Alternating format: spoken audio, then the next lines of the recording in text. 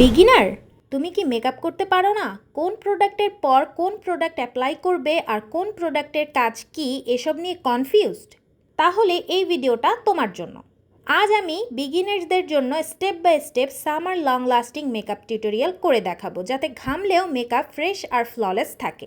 Moisturiser থেকে setting spray পর্যন্ত কোন প্রোডাক্ট কখন অ্যাপ্লাই করবে সব কিছু সহজভাবে শিখে যাবে। চলো শুরু করা যাক। প্রথমে মেকআপ শুরু করার আগে ফেস ক্লিন করা খুব জরুরি। তারপর চাইলে ফেসে আইস রাব করতে পারো। আইস রাব করার ফলে মেকআপ কিন্তু গরমে অনেক বেশি লং লাস্টিং হয়। এরপর ময়শ্চারাইজার লাগাতে হবে যাতে স্কিনটা হাইড্রেটেড থাকে। আমি এখানে পন্ডসের ময়শ্চারাইজার ব্যবহার করছি। এরপর ব্যবহার করতে হবে প্রাইমার। এটা পোর্স স্মুথ করে, মেকআপ ধরে রাখতে সাহায্য করে। বিশেষ করে টি জোনে বেশি দেবে, কারণ এই জায়গা বেশি অয়েলি হয়। আমি ব্যবহার করছি W7-এর একটি প্রাইমার, যেটা অল টাইপ স্কিনে তোমরা ব্যবহার করতে পারবে। যদি ডার্ক সার্কেল বা ডার্ক স্পট থাকে তাহলে কালার কারেক্টর ব্যবহার করতে হবে। পিচ বা অরেঞ্জ কারেক্টর ব্যবহার করলে স্কিন টোন ইভেন হয় এবং ফাউন্ডেশন সুন্দর বসে। এরপর আইব্রো পমেড দিয়ে আইব্রোটা ড্র করে নিতে হবে। ন্যাচারাল শেপ মেনটেন করে লাইট স্ট্রোকস দেবে যাতে ফেস ব্যালেন্সড লাগে। বেশি ডার্ক কালারের কোনো শেড ব্যবহার করা যাবে না। আমি কিন্তু এখানে মিডিয়াম ব্রাউন টাইপের একটা শেড ব্যবহার করছি।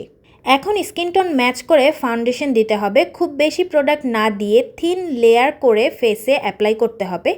স্পঞ্জ বা ব্রাশ দিয়ে ভালোভাবে ব্লেন্ড করতে হবে যাতে ন্যাচারাল ফিনিশ আসে। গরমে মেকআপটাকে লং লাস্টিং করতে হলে ফাউন্ডেশন কিন্তু কম পরিমাণের দিতে হবে, যেমনটা তোমরা দেখতে পাচ্ছ। এরপর কনসিলার অ্যাপ্লাই করব। কনসিলারটা দেওয়া হয় মূলত ফেসের হাইলাইট করার জন্য। যে এরিয়াগুলো তুমি হাইলাইট করতে চাও সেই এরিয়াগুলোতে তোমাকে কনসিলার দিতে হবে, যেমন under eye, nose bridge, forehead আর চিনে কনসিলার দিতে হবে।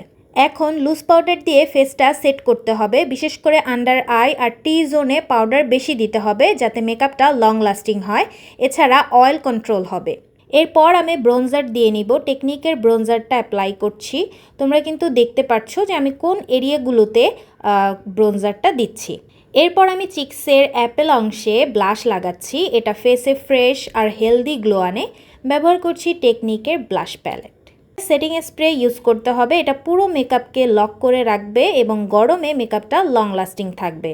তোমরা যদি প্রফেশনালভাবে মেকআপ শিখতে চাও তাহলে জয়েন করতে পারো আমাদের অনলাইন রেকর্ডেড মেকআপ ক্লাস।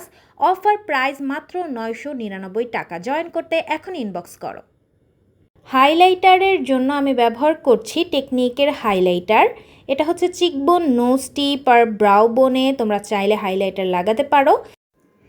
এরপর আমি আই মেকআপ করব। আই মেকআপের জন্য আমি ইগোটকোর আইশ্যাডো প্যালেটটা নিচ্ছি। প্রথমে একটা লাইট ব্রাউন শেড আমি ট্রানজিশন শেড হিসেবে আমার আই লিডে ছড়িয়ে দিচ্ছি। তোমরা কিন্তু দেখতে পাচ্ছ ব্লেন্ডিং প্রসেসটা কিভাবে হবে। এরপর ওইটার চাইতে আর একটু ডার্ক শেডের আমি ব্রাউন আইশ্যাডো নিয়েছি, যেটা আমার আউটার কর্নার থেকে ইনার কর্নার পর্যন্ত সব জায়গায় সুন্দরভাবে স্মাচ করে দিচ্ছি।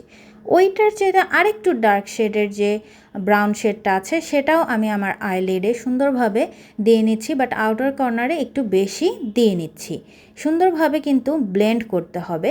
এরপর আমি কাট ক্রিজ করব। একটা কনসিলার দিয়ে সুন্দরভাবে কাট ক্রিজ করে নিচ্ছি। তোমরা যদি ডিটেলসে আই মেকআপটা দেখতে চাও তাহলে অবশ্যই কমেন্ট করে জানাবে। তোমাদের জন্য আমি ডিটেলসে আই মেকআপটা আলাদা করে আপলোড করে দিব।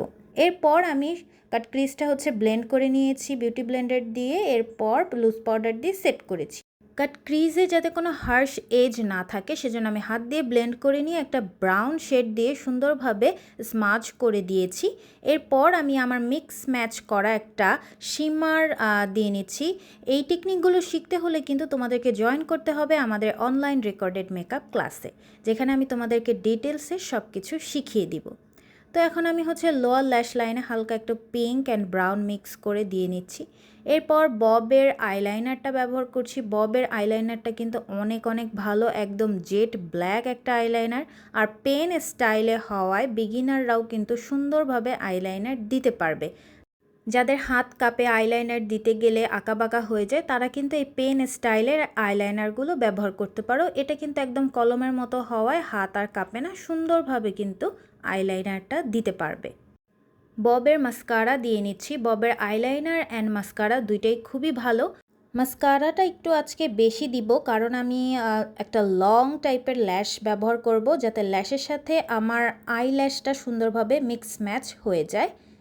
তো মাস্কারাটা কিন্তু একদম ওয়াটারপ্রুফ হবে এবং ভালো লং লাস্টিংও করে।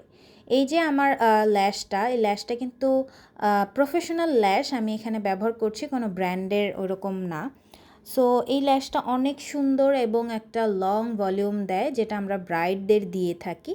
সো সেই ল্যাশটা আমি পরেছি, আর আই মেকআপটা কিন্তু একদম চেঞ্জ হয়ে গেছে।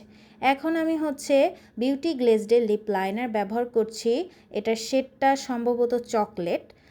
এই লিপ লাইনারটা খুবই ভালো, আর তোমরা কিন্তু প্রোডাক্টগুলো আমাদের পেজে পেয়ে যাবে। সো লিপ লাইনিং দেওয়া শেষ। এখন আমি হচ্ছে লিপস্টিক দিব। লিপস্টিক লং লাস্টিং করতে এবং লিপস্টিকটা দেখতে আরও সুন্দর করতে কিন্তু লিপ লাইনার ব্যবহার করা হয়। আর লিপস্টিক আমি আই ম্যাজিকের ব্যবহার করছি। শেড জানতে অবশ্যই কমেন্ট করবে, শেড বলে দেওয়া হবে। তো আমি যেহেতু আই মেকআপটা অনেক গর্জিয়াস করেছি, লিপস্টিকটা নুড রেখেছি, তোমরা চাইলে পিঙ্কও ব্যবহার করতে পারো। চোখটা ফুটিয়ে তুলতে আমি ব্যবহার করছি এভারলিয়ের হোয়াইট কাজল। এটা হচ্ছে আমার ফাইনাল লুক। তোমাদের এই পুরো step by step summer long lasting makeup টিউটোরিয়ালটা কেমন লাগলো? যদি এই ভিডিওটা তোমাদের হেল্প করে থাকে তাহলে অবশ্যই লাইক, কমেন্ট আর শেয়ার করতে ভুলো না। আর এমন আরও ইজি মেকআপ টিউটোরিয়াল, টিপস আর ট্রান্সফরমেশন দেখতে চাইলে আমার page Nigar fashion world follow করে রাখো। তাহলে দেখা হবে নেক্সট ভিডিওতে। ততক্ষণ পর্যন্ত স্টে বিউটিফুল অ্যান্ড কনফিডেন্ট।